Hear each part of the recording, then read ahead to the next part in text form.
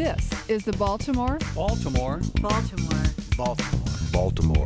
Underground Radio Podcast. Showcasing local musicians, playing songs, and getting the interview. We'll also bend your ear about gear. Baltimore, we are sick with talent. Put your ears on. It's time to listen. In today's episode, host Bronson Hoover will be interviewing Scott Painter, lead singer for Baltimore's own reggae band, Jah Works. Take it away, Bronson. Rated RRR for language. Raucous, raunchy, and real.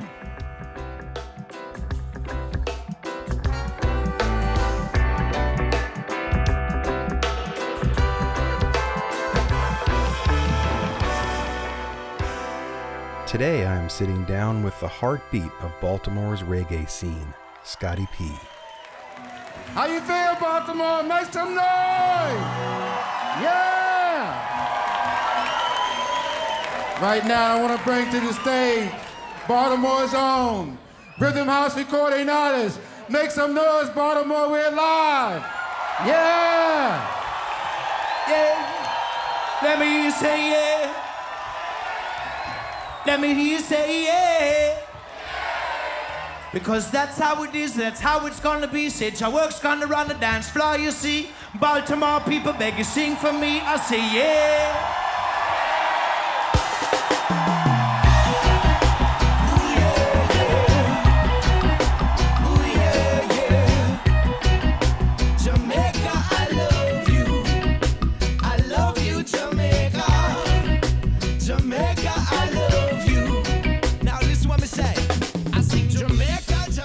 Since 1993, Jah Works has been the sound of reggae in a city due north from its inception point of Kingston, Jamaica. As a teenager, Scott Painter, a white kid from the suburbs of Philadelphia, raised Catholic by a single mom with brothers to spare, felt drawn to the music and to the message of groups like the Gladiators, Dennis Brown, and of course Bob Marley. As a student at Loyola University in Baltimore, Scott shared this love, this passion of the genre with some new friends, and nearly 30 years later, those friends are still together. Jah Works has performed all over the world. They've recorded 9 albums and produced countless other projects. They've shared the stage with legends of reggae like Toots and the Maytals and Steel Pulse, and they've been an Ocean City staple for decades. Scotty P's voice has range and power. He commands the stage and draws in every person in the crowd. His lyrics can be sweet and romantic, raw and political, or float in the air like a ganja mist. It is a serious litigation, so that when the lawman sees your eyes are red, he'll say, give me all of your ganja, I'll take you downtown and arrest you instead. I've been fortunate to get to know these gentlemen over the years. They're great players, they're smart businessmen, and stand-up guys. Sitting down with the voice of Jah Works was a no-brainer. Hi, Bronson. Great to be with you. Thanks for coming, man. It's nice to see you. Nice to chat. Yeah. So let's start back at the beginning. Jah Works started in 1993. Is that right? Yes. We were friends in college at Loyola here in Baltimore, and we were in a bar, and we had been playing in open mic nights for a couple years and playing in our dorm rooms for a couple years, and we got to the point where we had a little repertoire of Bob Marley songs, and we gave ourselves the name in that spring of 93. How did you guys come up with the name Jah Works? We were big fans of all kinds of reggae artists in college. Me, Kevin, and Mike, and Eric Vincent, and then we listened to the Gladiators an awful lot. This reggae harmony group, they had a four-part harmony structure in their group, and the lead singer was Albert Griffiths, so it was oftentimes Albert Griffiths and the Gladiators, and they had a song called Jah Works that just really permeated, our area. Once we heard it, we listened to it all the time. Like the way that the song is about, like the singer's talking about how he's a man of prayer and none of his doings shall ever go wrong. Jah hears him when he cries. He's a great meditator. And then he goes on, he's saying the wicked are out like a roaring lions trying to destroy. my sons and daughters, and it just sounded like so powerful. And but the narrator of the song is like, Jah hear I when I cry, because I'm a great meditator. So I wanted to like have that kind of energy when we started playing music. I didn't realize you guys started doing open mic nights. Oh yeah, we were in college and they would have these coffee shops at Loyola. But then really where it busted out was over in Belgium. Our junior year at Loyola College, we went to Belgium for the exchange year, and it was a 10-month program. So you came home for Christmas with your family, but you were there from September to June. Otherwise, and we took our junior year of course credits over at the Catholic University of Leuven, which is about a half hour east of Brussels.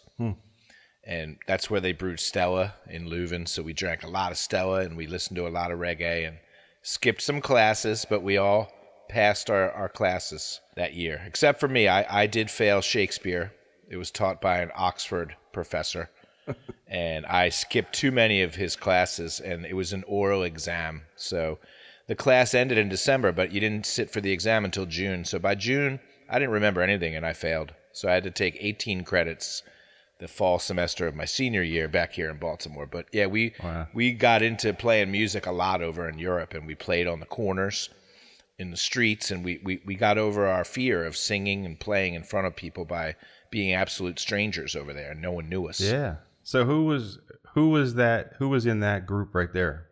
Was that the core Jah Works? Yeah, Kevin Gorman, Mike Hamilton, and myself all went to Belgium for our junior year, so we all went with our guitars in tow. And once we got there, we played every day. That's all amazing. the time. So there's the three of you. It wasn't like Brian wasn't there. And no, Brian actually went to Belgium 2 years after we did. He was a couple of years behind Kevin. Same program. Yeah, he went on the same tour, did the same 10-month program, and he had a great experience, but he wasn't with us. He's following Big Brother. Yeah, big time. That's nice. Really cool. I just had this vision of you guys having the first rehearsal and like feeling a click in that first rehearsal, but it sounds like first rehearsal was on the streets of Belgium.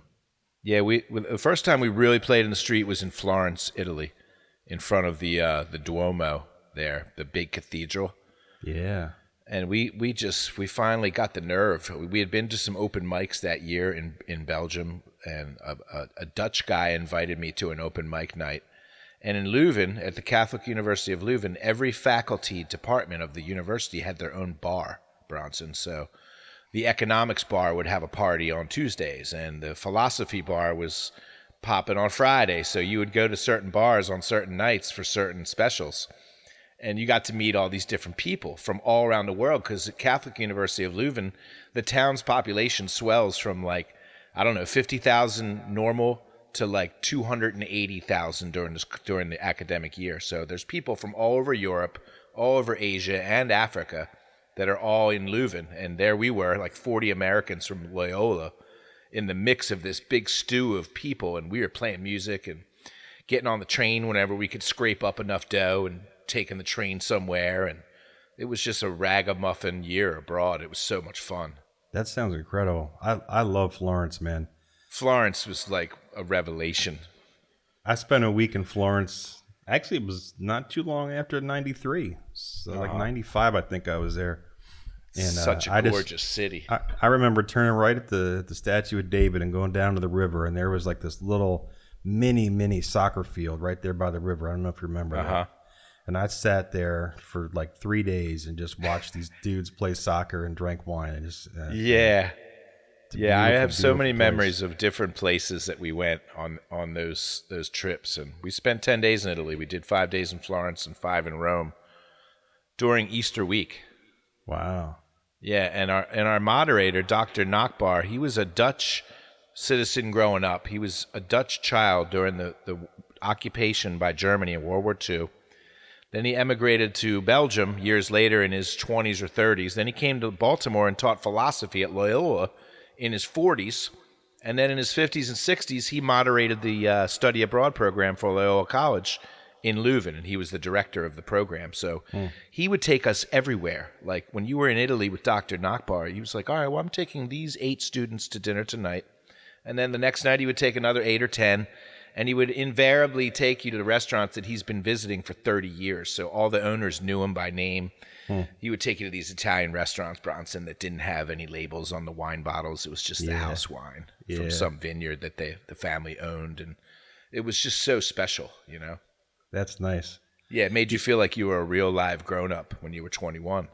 Yeah. Taught you what's kind of important as you get older in life, you know, the things that you really find yourself savoring now as a grown man. He introduced us to a lot of those things over there. Yeah, that's great. I don't know, maybe it's a cliche, but I'm convinced that other countries, you know, kind of have us when it comes to appreciating certain things, whether it's food or wine, cuisine, the arts. Just seems like people appreciate the arts more or in a different way. I can say it more charitably if you want to be all-inclusive of sensitive American citizens, but it seems like the arts are a little more loved abroad. Yeah, but I think you kind of tapped on that a second ago when you were talking about as you get older, you sort of appreciate things better. Yeah. The thing that I think we forget as Americans is that we are a young country. Yeah, we're a really young country. Emotionally, we're young. We're teenagers compared to Europe. You're right. You know? So we're impatient about things, and we're not really good at being present and settling and, you know, like being in the moment. We're not good at that yet. We got a lot of work to do. Yeah, we haven't acquired that skill set. No, we haven't. So were you singing before you guys started playing together? Like how did it become how did it end up that you were the singer?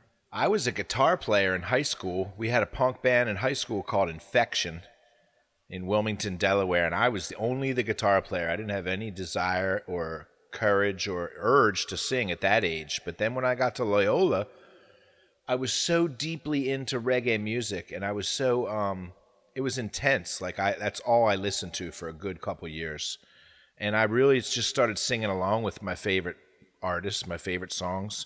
And at Loyola, before we went to Belgium, by the end of sophomore year, we were jamming guitar every day in someone's dorm room, and we were singing along with the Bob Marley CDs or the Steel Pulse CDs or the Burning Spear CDs. And then little by little, like no one ever told me to stop singing along, and I actually started feeling like it felt good. And then I heard a couple people say, man, you sound pretty good.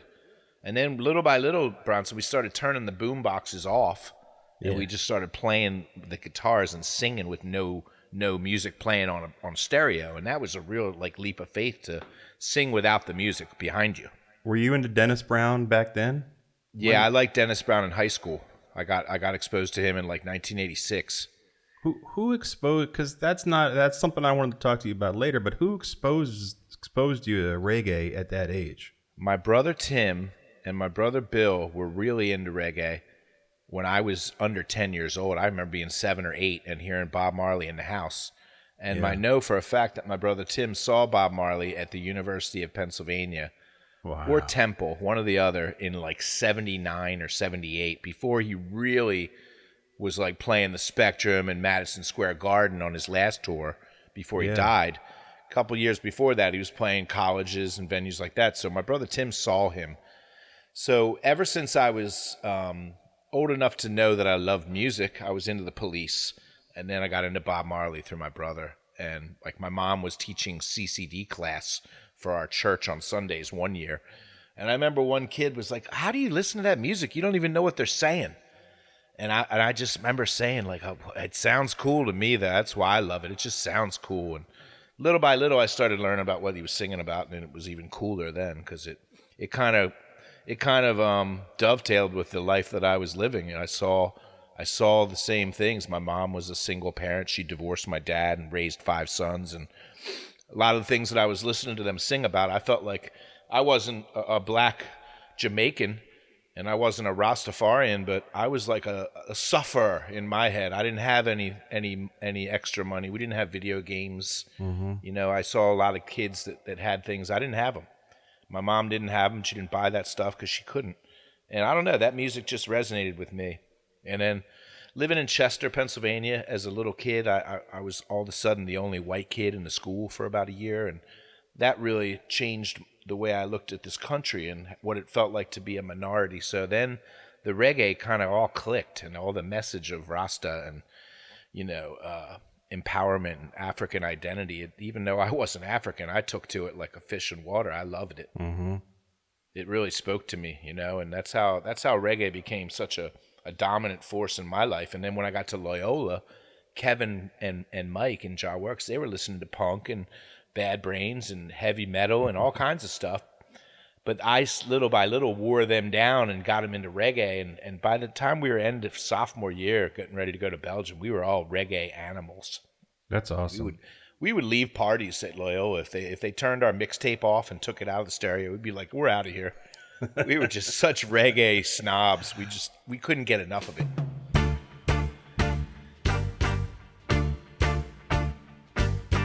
So you come back from Belgium after 10 months over there, and you guys decide at that point it's time to officially form a band, or how did that work that you're all of a sudden playing clubs and the hottest thing in Baltimore? That senior year, I think we played like 2 coffee shops on Loyola's campus, and then we were out one winter night in February or March of '93, and we were like, we need to make this official and get a name and start a band. And that's when we decided on Jah Works, and we wrote it on a bar napkin in Gators on York Road. Nice. And then by the time we graduated, we had finagled our college end of school year party at the dorm out on the lawn. We played a huge party, and we just felt like big things were coming our way. And then we got an opportunity to open for Mikey Dread, a since deceased reggae DJ in Jamaica and also a reggae artist in his own right. And Mikey Dread was playing at Max's on Broadway, and we got the opening slot for like $100. Mm-hmm. And basically, we didn't have a keyboard player. We were basically a glorified Bob Marley cover band with 2 out-of-tune guitars, a drummer and a bass player, and me wailing away all the Marley tunes that I knew by heart. Mm-hmm. And that was it. That was the start. And we were raw, but we didn't know that. We were just so happy to be playing. When did Rock join you guys? Rock joined that summer of '93 and into the fall, and then I left Baltimore because I didn't think that it was going anywhere. And guys had girlfriends or jobs, and I was like, man, the only reason I stayed in Baltimore was for this band, and I was broke, and so I left in December of '93 and flew to Hawaii because my brother Will was going through a divorce, and he flew me out there. And I lived in Hawaii for a couple months, and we thought we were going to start a reggae band on Oahu. But we didn't realize, like, there's only 3 reggae drummers on the whole island. So we auditioned 2 of them, and both of them wanted all this money. And we were like, well, we're not going to be able to start a reggae band right away. And so by, like, March of '94, I'm living in Oahu with my brother, and he's doing his Army job, and I'm working at Tower Records out of college. And these guys from Baltimore, Kevin and Mike, they send me a couple mixtapes on cassettes, and they're not mixtapes. They're actual recordings of rehearsals that they started running. And they said, look, we got Rock from Uprising and Unity, and we got Tony Love, this other brother who plays wicked guitar and sings amazing harmonies. And we think if you come back from Hawaii, we'll have a vocal trio like the Mighty Diamonds or the Wailers. Yeah. We'll have 3 vocal harmonies, and we'll be the baddest band ever. So I flew home in May of '94, and like by July we had put Feast or Famine out. Let's play a track from Feast or Famine. Sunshine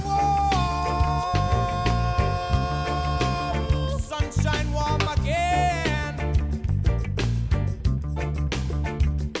Springtime breeze is the sunshine's friend. Man, growing up strong. Man, growing up. Man, growing up strong. Man, growing up. Man, growing up strong. Man, growing up. Man, growing up strong.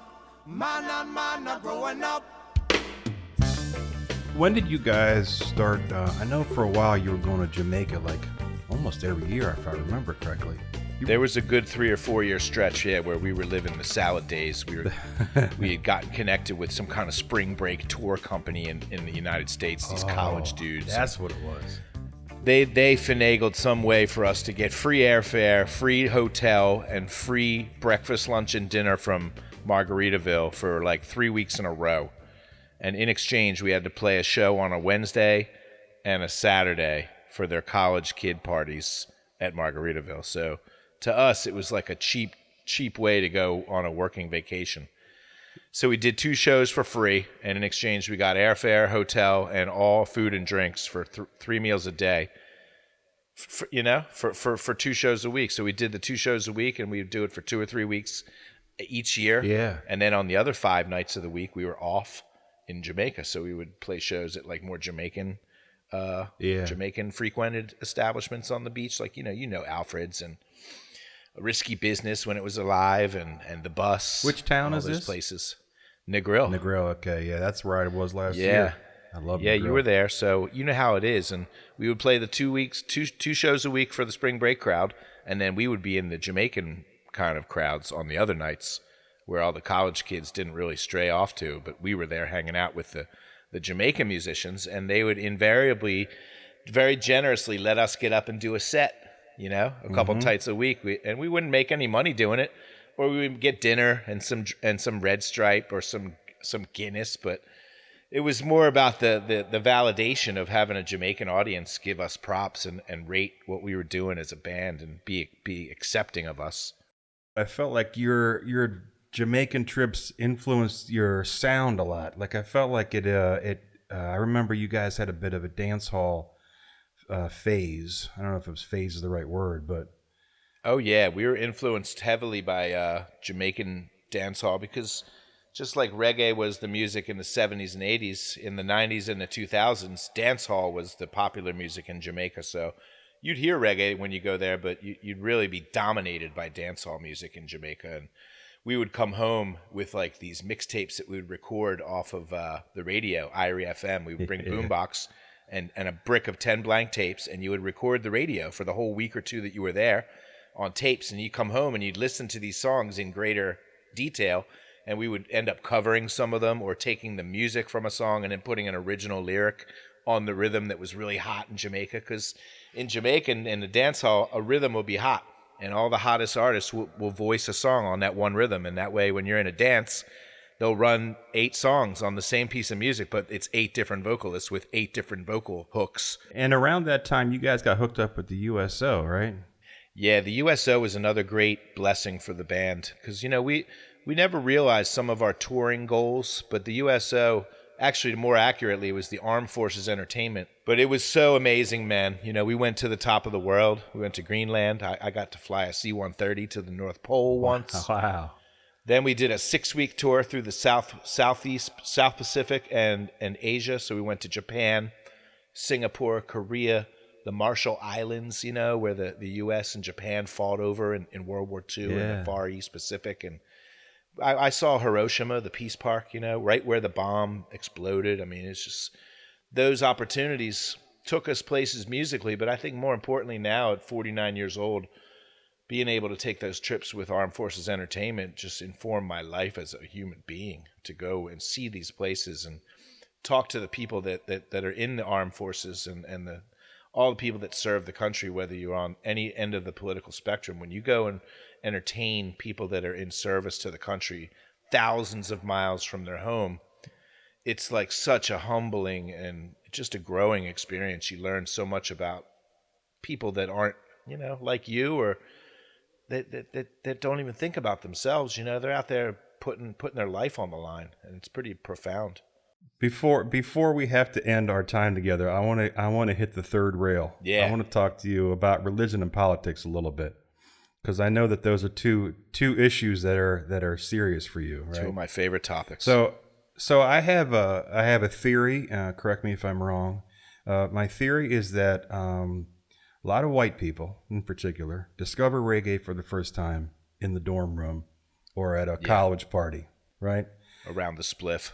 Yeah, exactly. They hear Bob Marley and they realize that they can dance to it, because anybody can dance to reggae.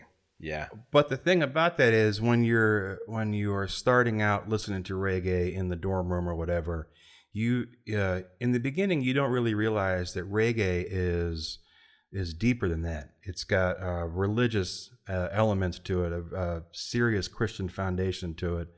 It has a lot of political. I mean, Bob Marley was a revolutionary. He was political. A political animal. Yeah. But can tell us, because you're going to know this way better than me, give us a little understanding of Rastafarianism and how reggae is influenced by that. Tell us a little bit of Haile Selassie. Like, what's the core history of the religious aspects to reggae? Well, reggae music is always going to be linked with Rastafari because Haile Selassie, the Emperor of Ethiopia, at the turn of the 20th century, was coronated the Emperor, the King of Kings, the Lord of Lords. Right about now, I want to talk to you about the King's Highway. Walking on the King's Highway. The conquering lion of the tribe of Judah. And if you read anything in the Bible, like from Revelation all the way back to other books, you can see references to the Lion of Judah. And they talk about him being Christ returned in human form again. So when the turn of the century came and Selassie was coronated, you had nations from all around the world. You had the Queen of England bowing at the feet of Haile Selassie, and he was a teenager when he was crowned. So around the same time, you had some millennial religious figures, and you had some fundamentalist preachers in Jamaica. They were starting to preach about a black king, a black God. And all of a sudden, across the world, in Africa, there is a man who is crowned the King of Kings, the Lord of Lords. When you're walking with the King of Kings, moving with the Lord of Lords. Hey, walking, just keep walking, ain't gonna stop now. Walking with the King of Kings, moving with the Lord of Lords. Hey, walking, just keep walking, how they gonna stop it now? So you had certain people. I think Leonard Howe was one of the founding fathers of Rastafari. They started prophesizing that Selassie was the Christ returned, and then Marcus Garvey, with his entire Black Star Liner and Universal Negro Improvement Association, the UNIA, Marcus Garvey was preaching like, go back to Africa. We want to repatriate to our homeland. We were taken from Africa. We want to go back to Africa. And we are kings in Africa. And then there, lo and behold, there is a new king crowned in Africa. So Marcus Garvey had a lot to do with Jamaicans going towards Rastafari, and you know, the early founders of the entire African awareness movement in the Western Hemisphere, I think, were all kind of kindred spirits, but all coming from different parts of the diaspora.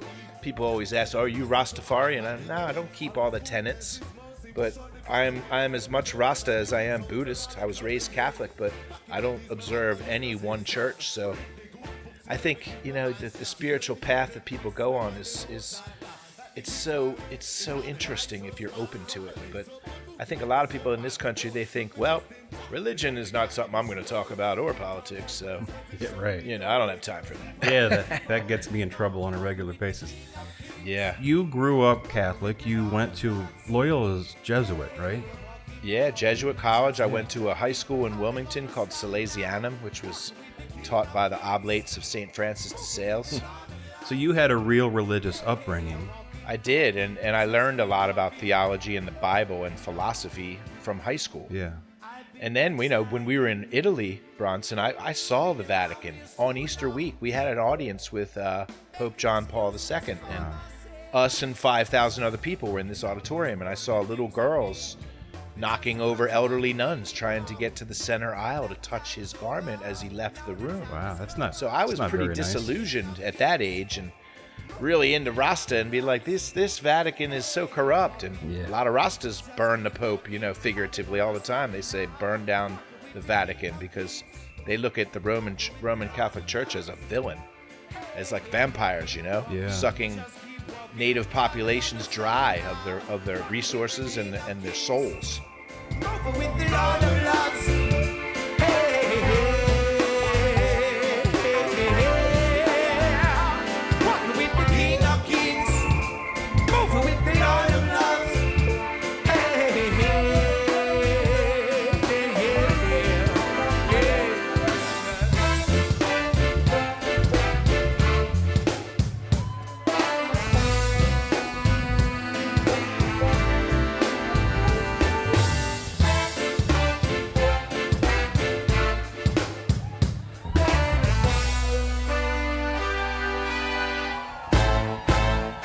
you know how churches always have the billboards out front with the pithy sayings as you're driving by? And this one, it was spring, and I was out there trying to lose some weight walking, and the church billboard said, "Spring has sprung, walk with the king."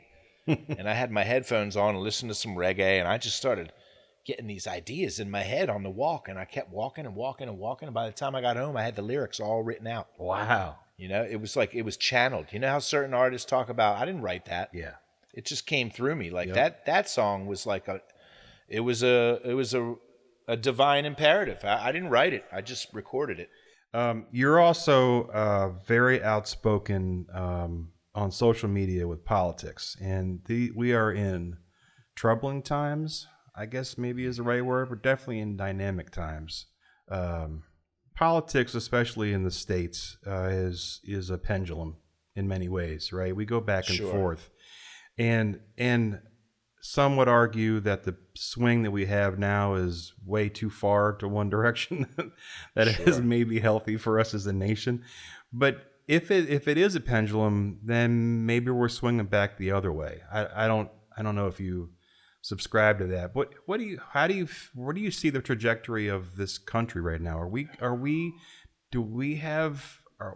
going to get better? Is change possible for us? Man, I'm an eternal optimist, but I'm fighting cynicism every day, you know, because I could easily throw my hands up and be like, this place, and I do almost on a daily basis, like you say, on social media. You know, when I was single, social media was like an outlet. It was a friend in a lonely time. As far as where we're going in the United States, I think it's a toss-up, man. I think if the moral arc bends towards justice, and it bends slowly, but it does bend towards justice, then I can believe in that pendulum theory, and I can say we're going to have a renaissance, just like Europe did through the Dark Ages and the plagues, and then they had the Renaissance and the Age of Reason. And I think it has to happen. Otherwise, you're just going to have blood in the streets. And I don't think anybody wants a full-scale revolution in this country, because look at what the sporadic outbursts of frustration, like the so-called riots and the uprisings in L.A. in 92 or in Baltimore in 2015, or when the police bombed the Move house in Philadelphia when I was 15. There's certain things that in 2020 we're not really supposed to accept anymore. And yet there's things that we still see happen and that people have to accept, and they can't accept it anymore. So I don't know what's going to happen, man. I think people need to have some kind of spiritual awakening, though. Like, this country has a long and rich history of awakenings, spiritual awakenings, when religious fervor would sweep the land. And you can look through history in the United States where this happened. And some of the biggest progressive changes in our society happened as a result of these waves of progressive thought and of moral and religious awakenings. So my brother Rob said it years ago. He's like, we need a soul revolution in this country. Like, we don't need a violent one. We need a soul revolution, a revolution of the soul, where people are curious about other people again. People are not fearful of others. They're curious. You need a soul revolution in this country where it's not okay for someone who was born a millionaire to just become a billionaire now. And he never really has to put a day of work in his life. And yet you got a guy that works 70, 80 hours a week at a physical job, and he's making $400 a week. Like, it's not sustainable. I guess I'm just praying for the day where the dominant cultural influence is love and togetherness and taking care of people, instead of, let me get my family squared away and fuck everybody else. Yeah. My fear is that with the pendulum theory, which I believe is true, is that I worry that maybe we're not even to the other extreme yet. We're not to the extreme swing yet. Oh, that's scary. It is. And if you, again, if you look at history, that when the pendulum swings, there are riots in the streets.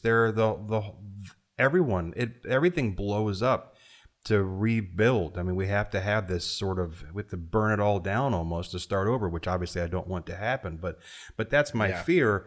And I'm hoping that we can avoid that, but I don't know. I'm like you. I'm an eternal optimist. Yeah, I am too. I refuse to give in. I have hope My hope comes from seeing my kids. And working with my kids are 18 and 15 now, and I've spent their whole schooling lives volunteering tons in the schools and getting to know a lot of kids. And when you do that, you see these kids and you're like, yeah, there is a future. Like some of these kids these days are just, way sharper than I was when I was their age. Oh, right? Big time. I see evolution in my nieces. In your nieces? Yeah, I mean, I have a lot of nieces, and I don't have any children of my own, but my brother's children are very intelligent, and it's like they're universally smart.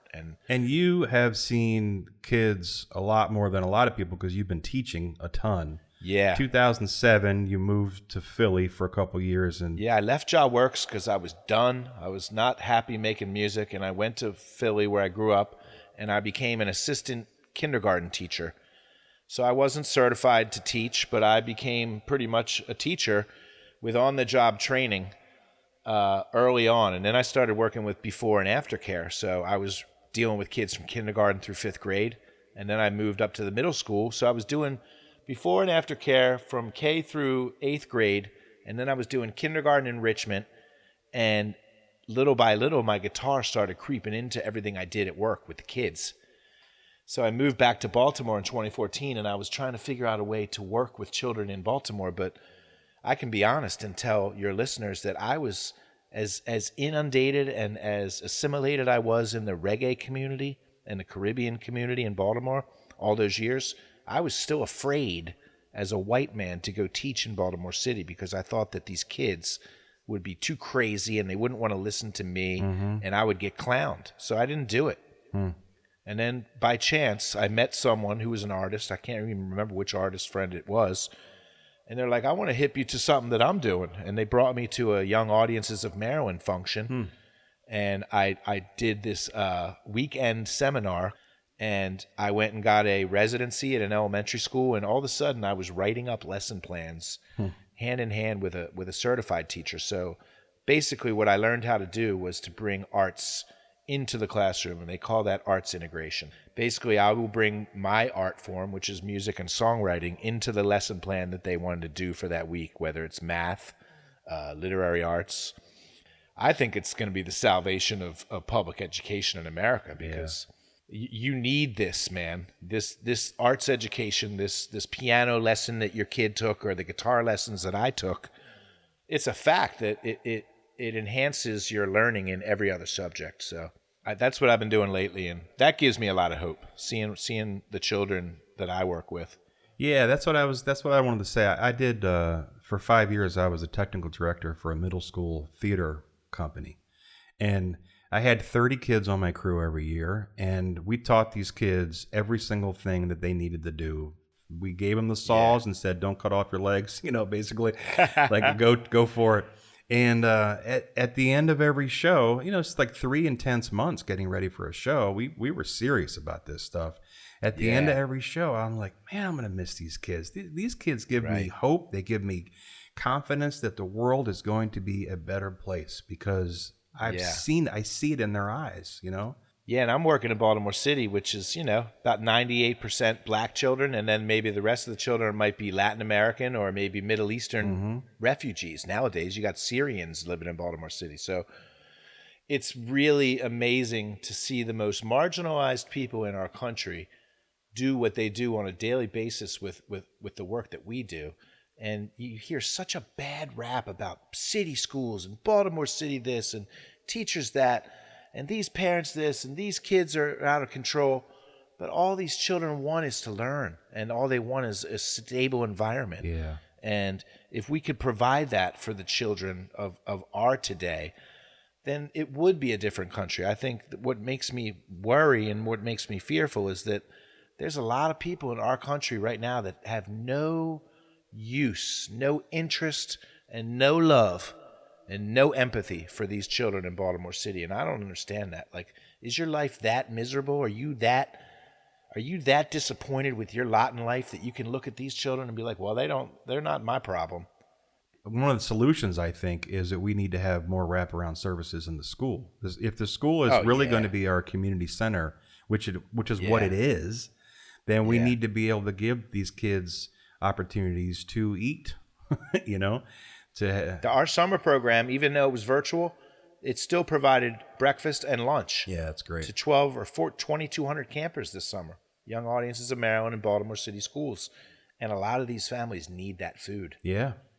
So if the pendulums swing in the correct direction, or, you know, maybe correct's the wrong word, but if it's swinging the other way, then maybe one of the things that we can do is highlight the fact that because of COVID, we have seen firsthand in ways we hadn't really been paying attention to of how much these wraparound services are important for so many families and how they are vital for the stability of our community as a whole. You know, not just the people who have kids in elementary school, right? But everybody. You talk about, like, you know, defund the police versus more police. Well, for the last 40 years in this country, the police and the DEA and every other law enforcement agency's budgets have grown exponentially. Right. You know, to the point where they devour everybody else's money. So maybe they need to come up with a new slogan, but the idea behind defund the police is pretty solid. Like, let's get some more social workers in elementary schools. Yeah. You know, let's get some more counselors in high school. Let's get some more career placement experts in middle and high school. Let's get some more kids in a trade school instead of trying to sell them on a college dream. That, you know, you look at colleges now, they're closed and they're offering virtual services and they're not cutting their tuition at all. So all those ritz and glitzy dream campuses that you can't even use, you're still paying for them. Yeah. So how are you coping through all this coronavirus? It took me a minute to get my feet underneath me and get on unemployment. It was a long process in the state, but I'm grateful that I was able to get unemployment. And then Young Audiences of Maryland has the Summer Arts and Learning Academy every summer. So this was my 5th year that I worked with them. So for the 5 weeks that I was drawing a paycheck from Young Audiences, I just filed that I was earning that week. And, you know, next week I'll be filing again that, nope, I didn't earn this week. So I'm a little worried coming off of the summer camp. And summer camp's a great experience and it pays pretty well. So I'm able to put a little bit of that money away for the future. But they say this fall and winter, Bronson, are going to be some tough times in America, man. And what's next for Jah Works? Are you guys working on some studio Jah Works stuff? is getting ready to put out a dub version of the Believe album. So the entire album Believe came out in 2016. We had dub mixes of all those songs made at that time. So we're putting that out soon, sometime this summer or fall. And we have about 8 songs of new studio material that is waiting to come out too, but we got interrupted with that process with COVID. So I'm not sure how we're going to finish that project or whether we're just going to round it off at 7 or 8 songs and put it out as is. We're going to determine that, but it's been tough not taking shows because, believe it or not, Bronson, there's still people that are trying to book the band, but I kind of told myself back in March or April, I was like, you know what, this year's a wash. Yep. Just write it off. When Secrets canceled 24 dates for Jah Works, I was like, all right, you know, just write this year off, dude. It'll be easier to get over it if you just say, I'm not holding out hope for any shows this year. Man, I love talking to you. It's been a blast. Thanks, Bronson. This has been so much fun talking with you. I can't wait till this is all done and I can see you guys live again. I still want to put the jazz vocal album out with you, man. Yeah, well, we got to talk about that. I'm telling you, man. You're ready, I know. I know. I'm really ready. I'm always trying to do shit that's different. And to do an album with you, a bass player, and a guy with brushes on a drum set, and me singing would be some fucking magic shit. That sounds fun to me. Telling you. Let's do it. I think it would be so cool. Let's do it. Cool, man. Well, Give thanks. my best to Deb, man. Yeah, thanks a lot, man.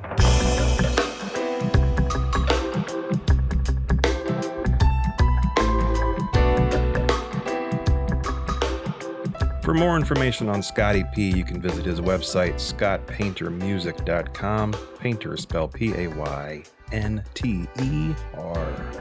And of course, you can find Jah Works at jahworks.com. I knew you guys would figure that one out.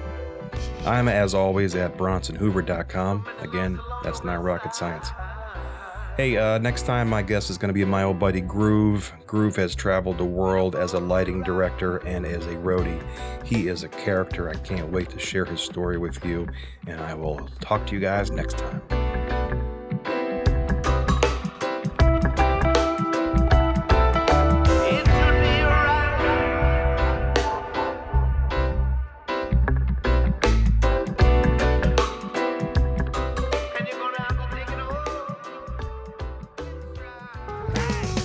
The Baltimore Underground Radio Podcast is brought to you by BURP Media. That was a good one. We invite you to become a supporter at patreon.com/burpmedia. Supporters will have access to our online VIP room, which will include stories, photos, and interview extras, and bits from the cutting room floor. If you would like to become an official sponsor, contact us via our website at burp.media.